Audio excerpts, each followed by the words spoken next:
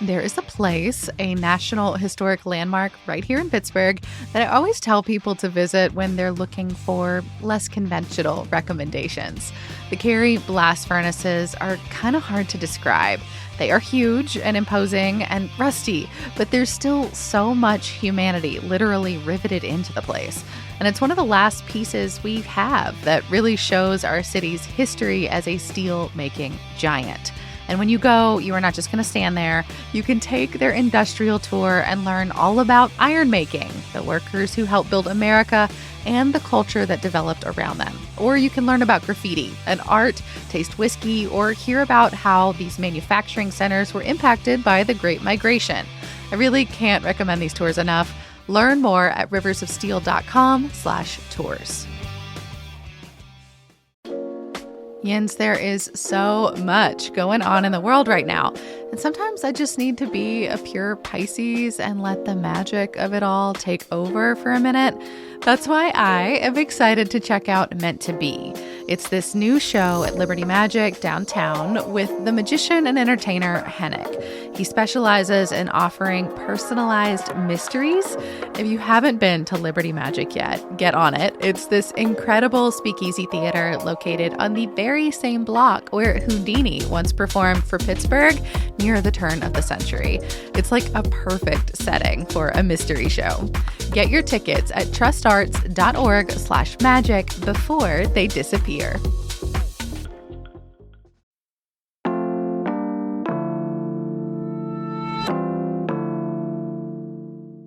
Today on CityCast Pittsburgh, a lot of us, and I am speaking for myself here, have found comfort in cooking shows over the years, but there's so much you wonder about when you're watching from your couch. Like, how much prep time do they actually get?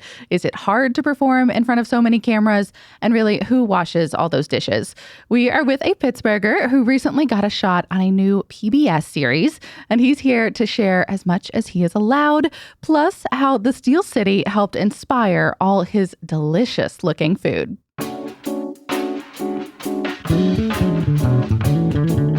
It's Thursday, August 8th. I'm Megan Harris, and here's what Pittsburgh's talking about.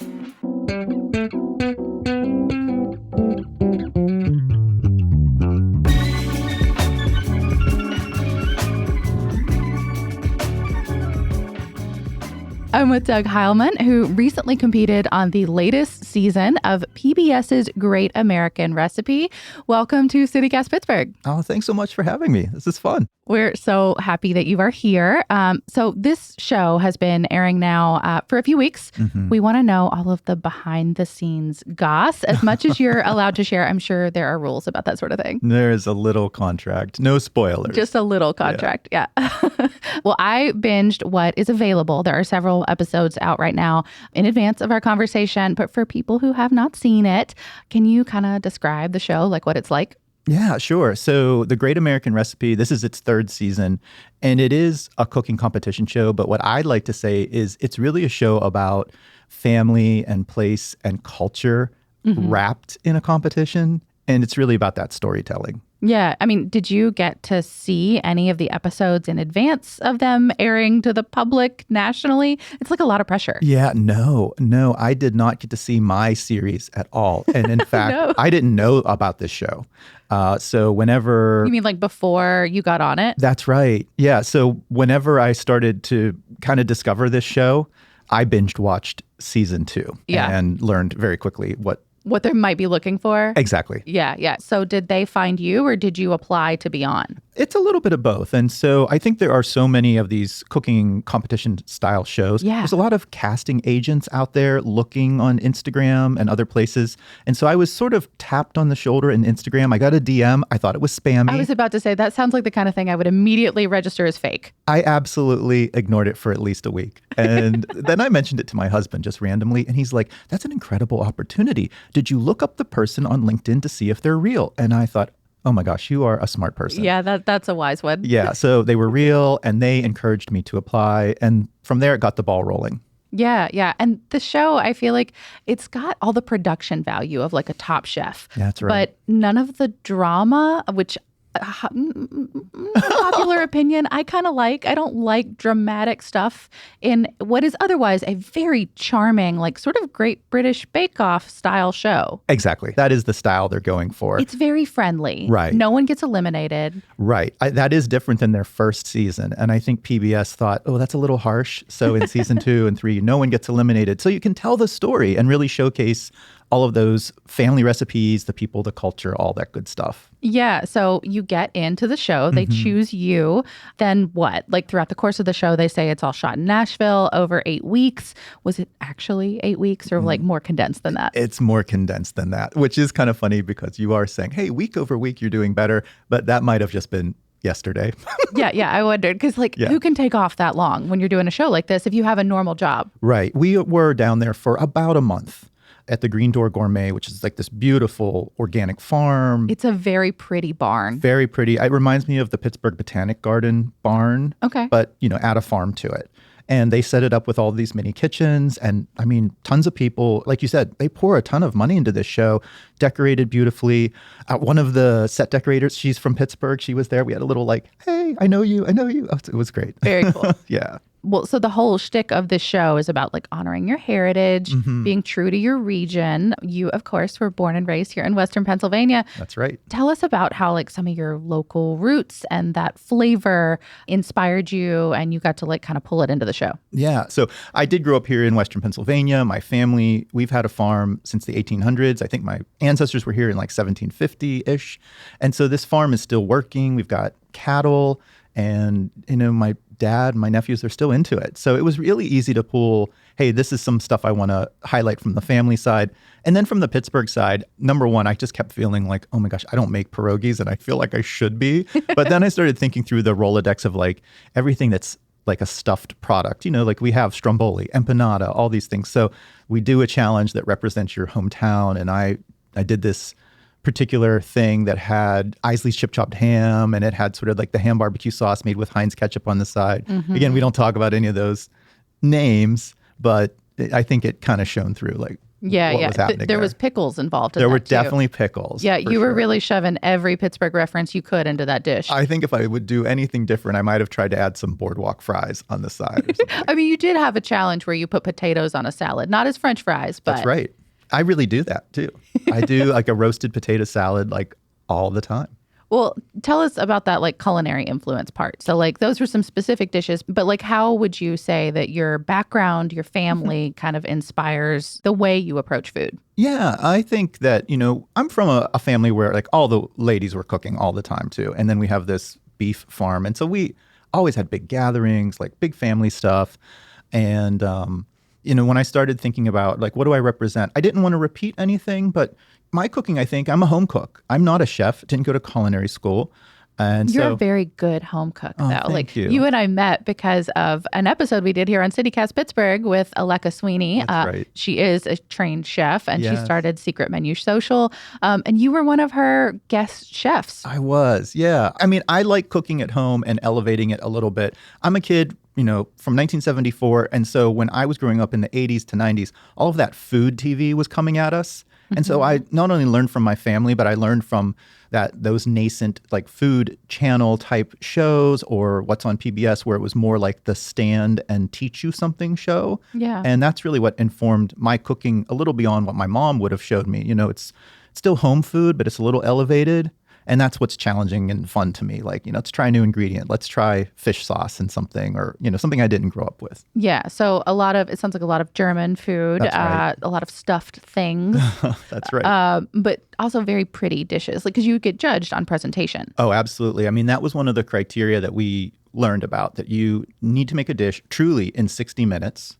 And you have to serve 6 dishes. And the sort of behind the scenes of that is you initially give one away to the photography for all of the beauty shots. I wondered about that because I saw the plating and I was like, wait, there's only 4 judges. I'm confused. Yeah. So what happens, and I will tell you the behind the scenes, the judges. Yes, I have a lot of Nebby questions about the behind the scenes. Oh, well, let's do this. So after a challenge and they call time, they really do kick us out of the barn. And the judges go around very quickly and they taste from one plate while it's hot. Good. So they I've always really wondered do about get that because, like, Yeah. if you really go like in the true order, you kind of miss the moment on a lot of types of Oh, foods. yeah. Like I made a pasta and it would have been terrible, cold. Ugh.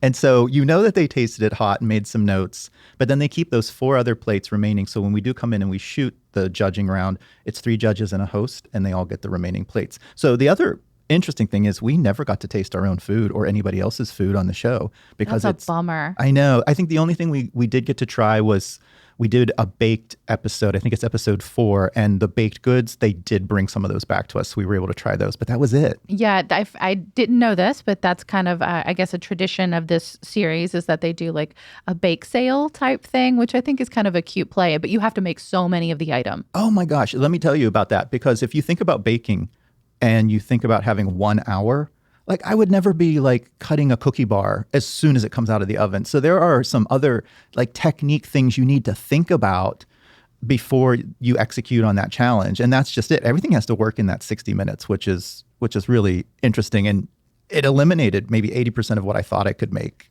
because of the time.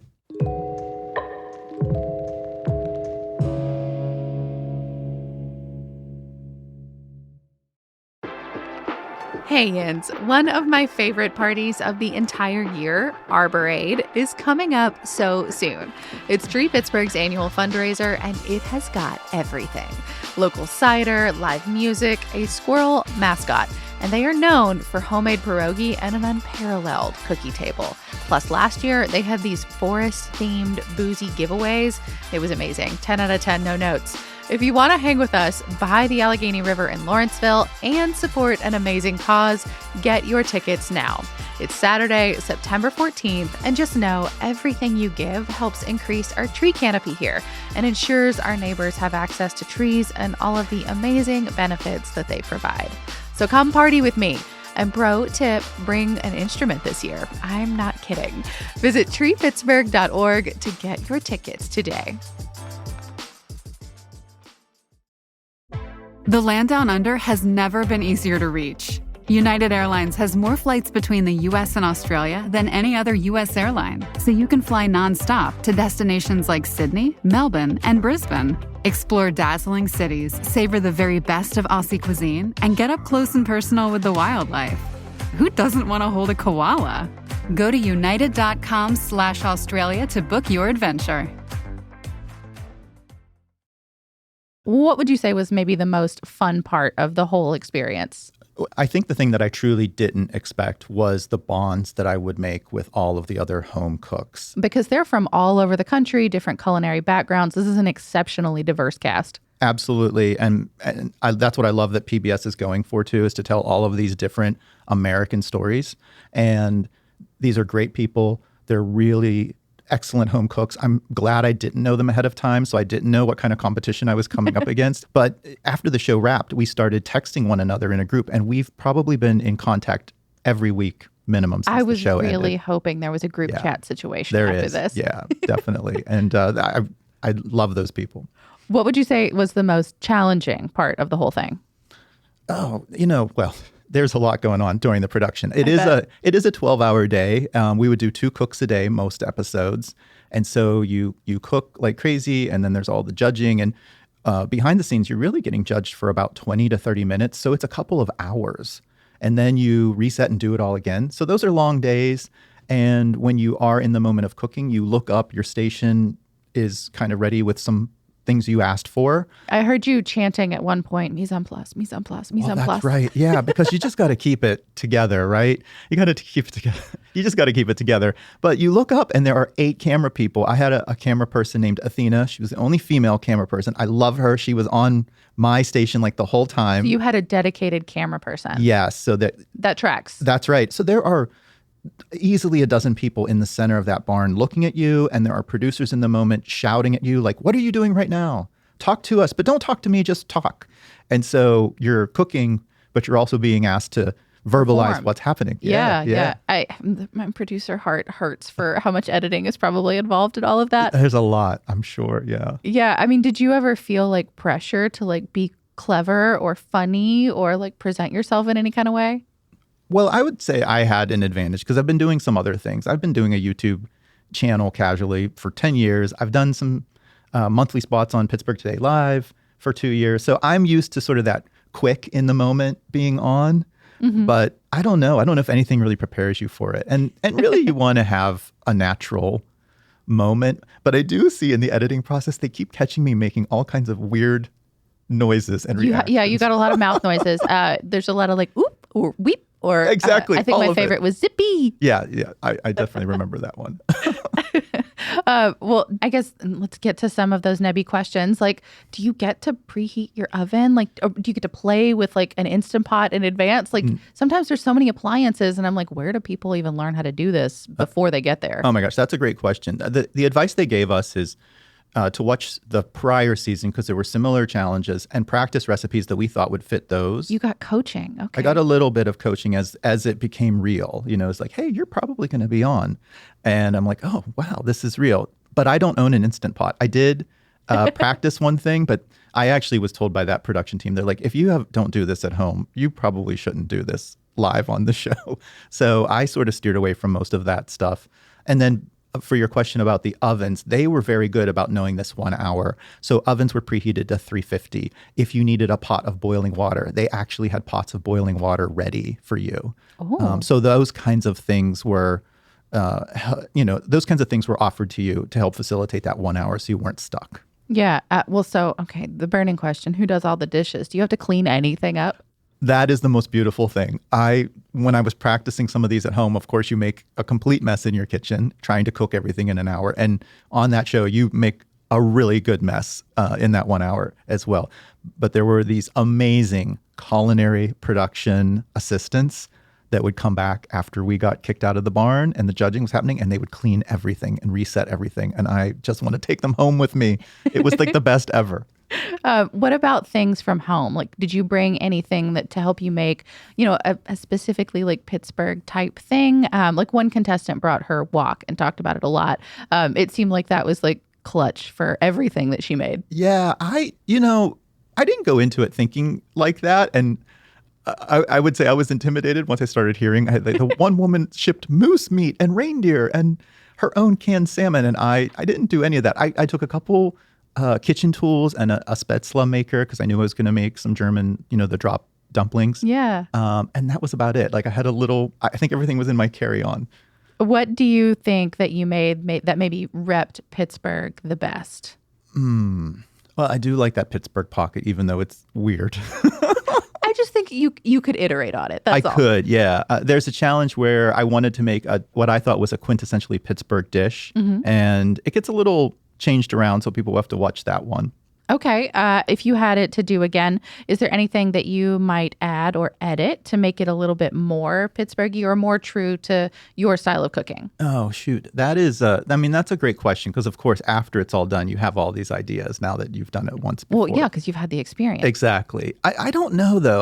Like I said, I would have thrown some boardwalk fries on with that one Pittsburgh pocket thing, but it's still within that hour challenge. It's tough. And what I'll say in the end is I cook the food that I actually do cook or my family cooks. I'm really proud of all that food, whether it's regional for us in Pittsburgh or just from traditions from what I grew up with.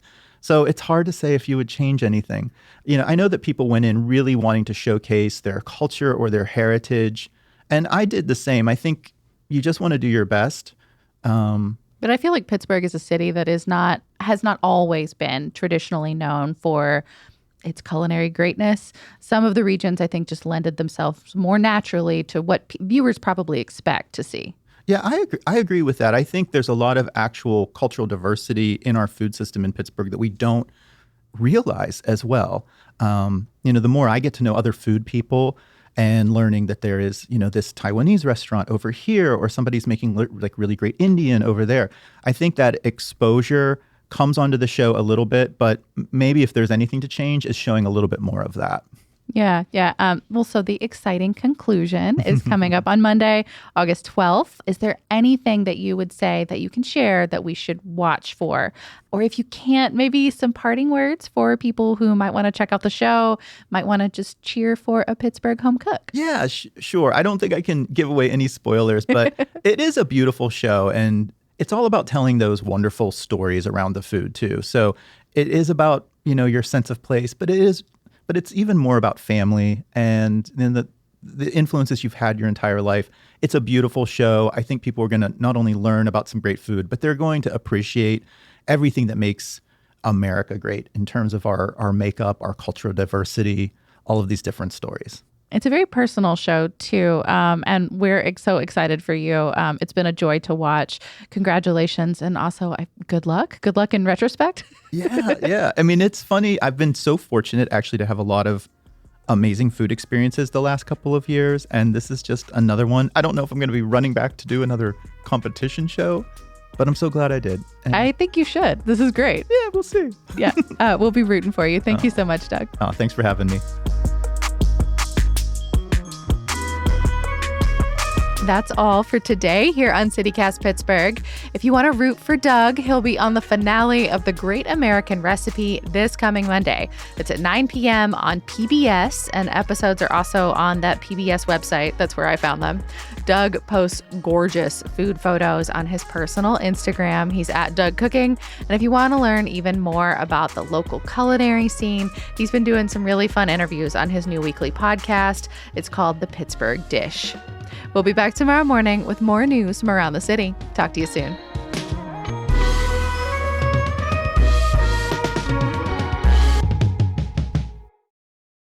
That sausage was the prettiest bratwurst I've ever seen. Bratwurst is hideous. It's Thank gray. you. It is not attractive. It And is you made not. it lovely.